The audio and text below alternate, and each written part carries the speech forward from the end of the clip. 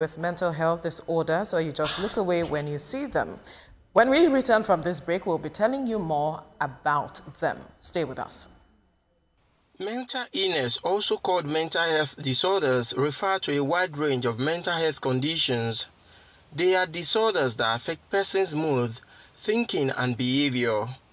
It is estimated that many people have mental health concerns from time to time, but a mental health concern becomes a mental illness when ongoing signs and symptoms cause frequent stress and affect an individual's ability to function. A 2022 report of the World Health Organization states that 1 in every 8 persons, or a total of 970 million people around the world, were living with mental disorders. Mental disorders involve significant disturbances in thinking, emotional regulation, or behavior. Ibrahim Nuruddin is a consultant psychiatrist at the Neuropsychiatric Hospital Aro, Abeokuta. He highlights some of the issues associated with mental health care in the country. The way our people view mental health, it's not as difficult as people see it. And, our culture sees the stigma. People don't want people to know that. So before they even bring it out, before they make up their mind to bring such people to the health facility for treatment, they will have done a lot of things because they are trying to prevent the stigma. Substance use disorder, popularly known as SUD, is another form of mental illness that is common among the youth. It is a treatable mental disorder that affects a person's brain and behavior, leading to their inability to control their use of substances. Information obtained from the Federal Ministry of Health and Social Welfare indicates that Nigeria has only 8 federal neuropsychiatric hospitals, as against 42 federal medical centers and university teaching hospitals across the country. Moving around major cities across the country, it is a common sight to see persons living with mental disorders roaming around, living, eating, and surviving on their own without shelter, treatment, or any form of care, support, or attention. My interaction with Lukman in 2022 had exposed me to the fact that most of these people who suffer from mild and severe forms of mental health disorders have stories to tell and need care and attention. Just like the first time I came across Baba Oloye while working on this report, I saw him looking for what to eat from one of the waste bins on the streets of Ibara Housing Estate, Abeokuta, and I walked up to him to ask him more about himself. When did you come to Abeokuta? Don't tell now. Since like how many years? Like 20 years now. Like 20 years now. You've been in Abeokuta, Ogun State. So what have you been doing in Abeokuta? Just go up and down. Just to go up and down. Okay.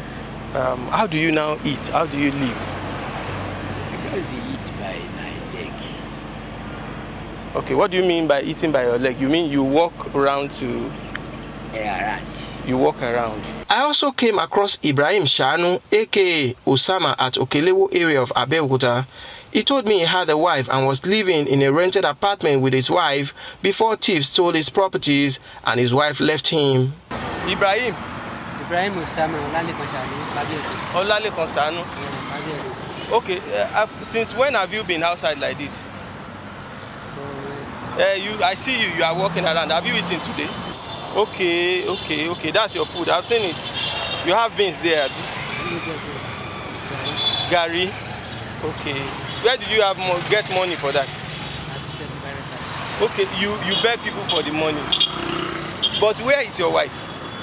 Your wife? My wife did. But the problem is on 5 days. Okay, that was what led. Have you been to the hospital before? Hospital? Yes. You go to hospital. You didn't go to hospital? What about your family? Family did. I mean your brothers, your sisters, somebody did. Where are they? I'm going. You don't know. Findings show that there is limited support for people with severe mental health conditions in Nigeria. There is even less support for their family and caregivers, and there is almost no support for patients and their families at the reintegration stage into the society after treatment. Driving into the well-structured environment located somewhere in Abeokuta, Ogun State, exposed me to the world of people with milk of human kindness. Dr. Timothy Adebowale, a retired Chief Medical Director of Neuropsychiatric Hospital Aro, Abeokuta, is the brain behind this facility. This place, called Hope Resource or The Home, is under the care of Hope Restoration and Health Initiative, a non-governmental organization that houses people who have received treatment and discharge from the hospital but lack shelter and adequate support. Dr. Adebowale told me he built the place with his pension after spending 33 years in service, and he has been running the place by himself and with the support of some of his friends. We are doing this to sensitize people, to tell this thing is doable. It's only needs for us to now become, our brother's keeper, to be concerned. I mean, why would we be walking on the street and you see somebody walking naked and you just remove your eye and you are going? I built this with my money, not with anybody's fund, with my retirement fund. That's what I used to build this place. And somebody came and said, well, you will make the money. I said, I have not did it to make money. I built it to serve humanity, and that is it. So anybody who is interested to support us, please come. While within the facility, I came across 2 persons suffering from mental health issues in Abeokuta metropolis. They are Wole and Tolu. They were known for what I called unofficial traffic control at Itaoshin and Olumori area of Abeokuta. Now I met them in a stable condition. Dr. Adebowale told me they live like a family and later took me around the facility to see the rooms and different sections, including the vocational training points, mini hall for programs and worship, among others.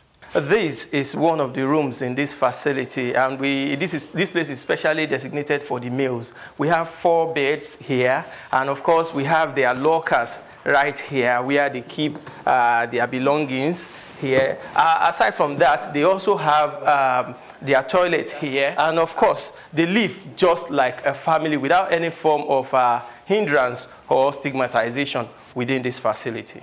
I tried to speak with most of them, but the ladies say they would not like to speak on camera, but they confirmed that they are now moving around buying and selling in the town.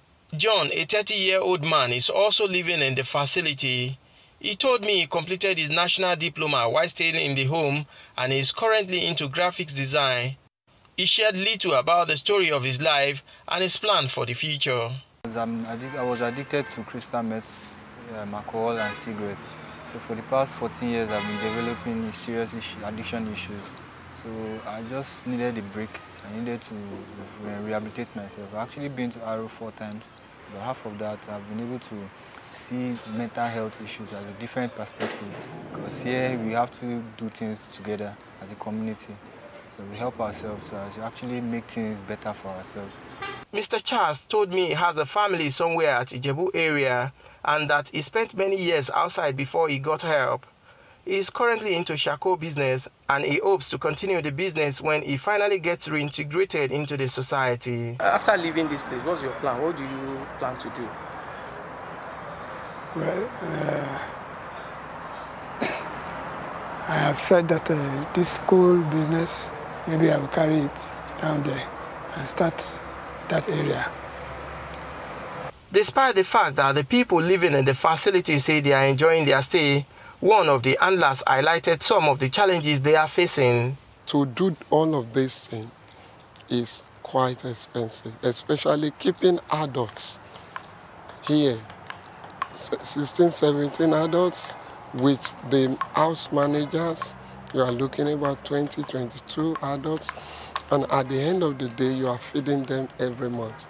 We spend over ₦1 million to feed them every month. For relaxation, members of this family engage themselves in games and sports. They play Ludo or draft, and while there, I also join them to play table tennis. As mental health advocates want more awareness and advocacy to tackle the menace of mental health illnesses in the country, my visit to this home shows that effective treatment options exist, but most people with mental disorders do not have access to effective care and post-treatment rehabilitation and reintegration in the society.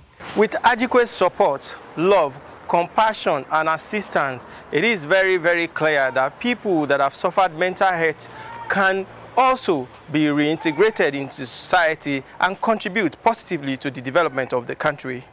I now know that little effort can make a significant change in the life of an affected person. Don't just look away, make a difference in the lives of those who need it. heal the world,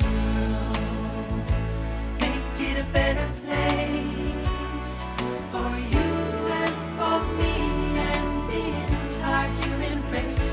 There are people dying. If you care enough for living, make a better place for you and for me. Kazeem Olowe, TVC News, Abeokuta. Beautiful story there, and kudos to people who are trying to see how they can help persons who are challenged with mental health issues. Ibrahim.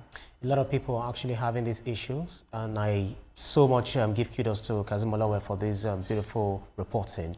And we hope that this will definitely make those who are concerned and those who will do one or two things to help those that are affected with mental health. A lot of people are actually being affected.